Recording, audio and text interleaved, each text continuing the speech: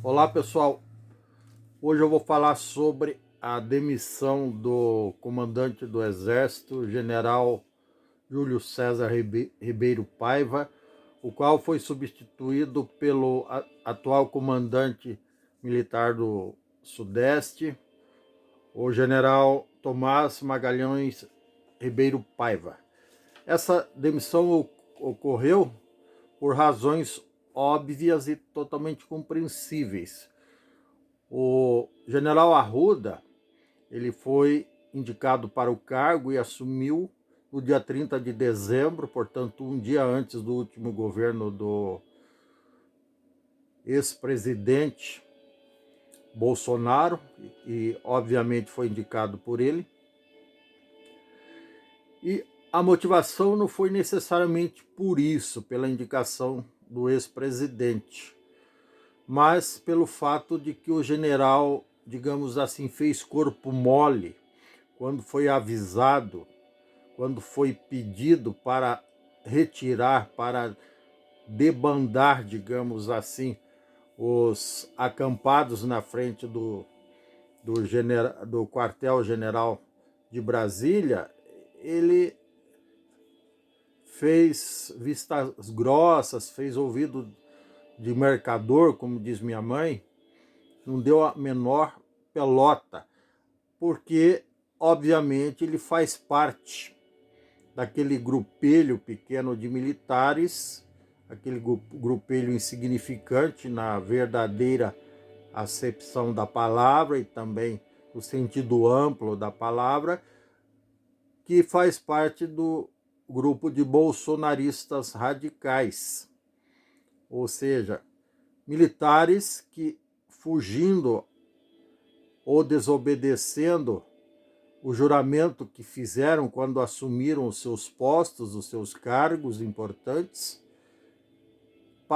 ao invés de defender a democracia, o Estado de Direito, a nação brasileira, eles passaram a defender partidos políticos ou políticos. Isso está errado, isso é criminoso até, é um equívoco.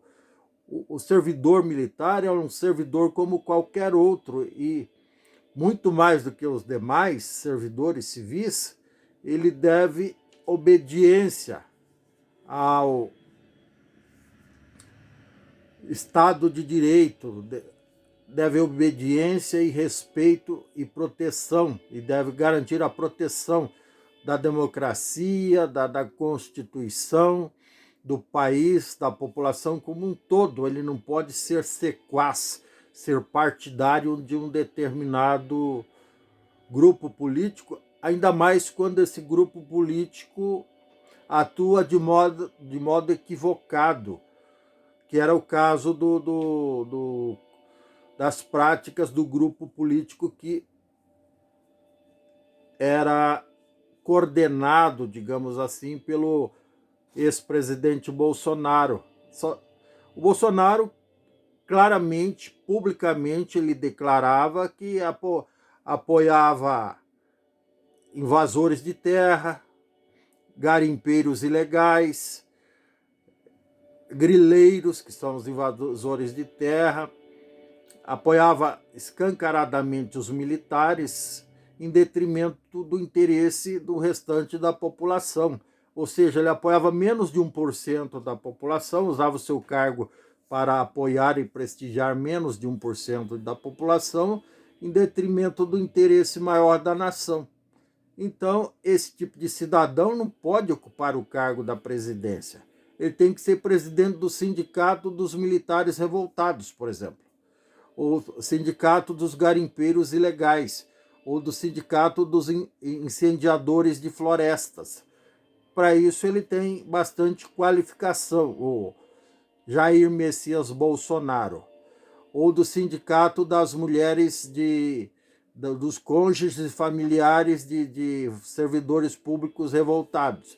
Também serve, mas não serve para defender uma nação, um país de 212 milhões de brasileiros.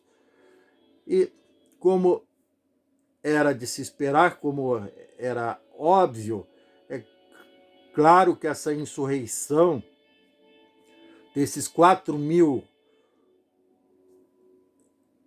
como dizer, bandidos mesmo, apesar de que alguns aliviam para o lado deles e os chamam de vândalos, outros pegam mais pesado, como deveriam, terroristas, desordeiros, bandoleiros, criminosos, que incorreram no mínimo, cada um deles, em no mínimo 7 crimes, segundo o Poder Judiciário, porque invadiram palácios do governo que representam instituições que defendem o país, defendem a nação, de gente da própria espécie, e quebraram tudo. Isso, e ainda se diziam representantes, se auto-intitulavam representantes do povo brasileiro. Só que não.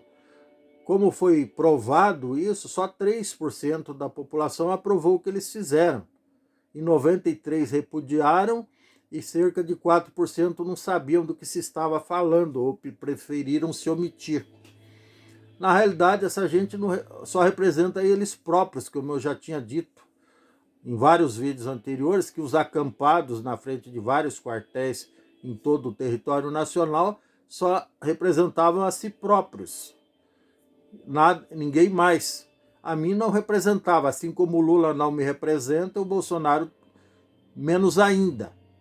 Porque o Lula, apesar de toda a folha corrida dele, aí denunciada pela Lava Jato e várias outras operações, junto com os seus asseclas, ele pelo menos tem respeito pela população. Diferente do Bolsonaro, que também tem uma folha corrida muito parecida, só que em menor proporção em termos de cifras, mas não tem o menor respeito pelas outras pessoas, pelo cidadão, pela inteligência alheia, pelos eleitores. Ele não respeita ninguém. Aliás, eu tenho a impressão que ele não respeita nem a si próprio. Ele tem um problema. Aliás, esse cara precisa ser estudado, porque é esquisito. Eu não tenho qualificação nem formação para analisar o cidadão do ponto de vista psiquiátrico, psicológico, mas que ele é esquisito, isso é escancarado. Só as atitudes dele perante as câmeras já provam que ele precisa ser estudado ou tratado. Acho que melhor seria ser tratado, fazer uma terapia intensiva ou coisa parecida. Mas não cabe a mim cuidar disso. Enfim, o fato é que qualquer pessoa com o mínimo de inteligência tem a plena convicção de que essa turma aí que acampou, e principalmente a que destruiu tudo, os 4.000 que invadiram lá os palácios e quebraram tudo, não representa ninguém a não ser a si próprios. E, obviamente, como eu já disse em vídeos anteriores, vão ter que responder por tudo isso. Eles têm sorte de eu não ser juiz e estar julgando.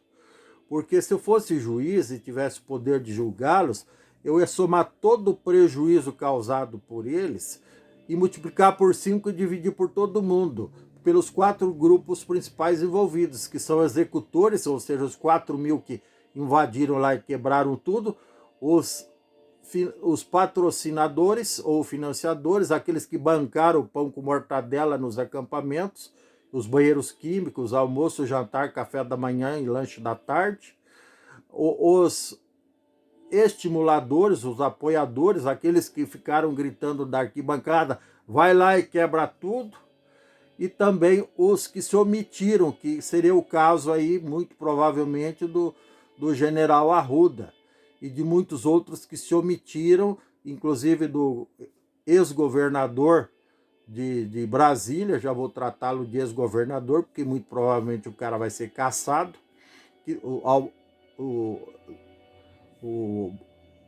Surgiu o nome, o albanês, o libanês, albanês, não sei, também não interessa. O ex-governador de Brasília, que está cumprindo suspensão no banco aí por 90 dias e com certeza vai ser caçado por omissão. Ou seja, eles estavam... Sabe aquele povo que apoia, mas fica na surdina, fica ali ó, vai lá, mas fica quietinho, ó, não conta para ninguém que eu estou apoiando, tá bom? Que eu preciso garantir meu emprego e minha mordomia. Então é isso. Esse tipo de gente, esses 4 grupos têm que pagar o prejuízo. Então seria, vamos supor que o prejuízo fique estimado em 60 milhões causado pelos estragos, então eu cobraria 300, porque 240 seria por danos morais, porque essa quebradeira prejudicou, abalou moralmente cada cidadão brasileiro que não compactua com essa canalice e abalou também a imagem do Brasil perante o mundo. Então caberia sim a cobrança de danos morais na proporção de 5-1, e é o que eu faria se tivesse à frente do Supremo Tribunal Federal. Sorte deles que eu não estou. Tá certo? É isso. Se você gostou, dê um like, dê um joinha, inscreva-se no meu canal, ative o sininho para receber novos vídeos em tempo real. Um grande abraço, felicidade, sorte grande, saúde, paz, sucesso e tchau. Até mais.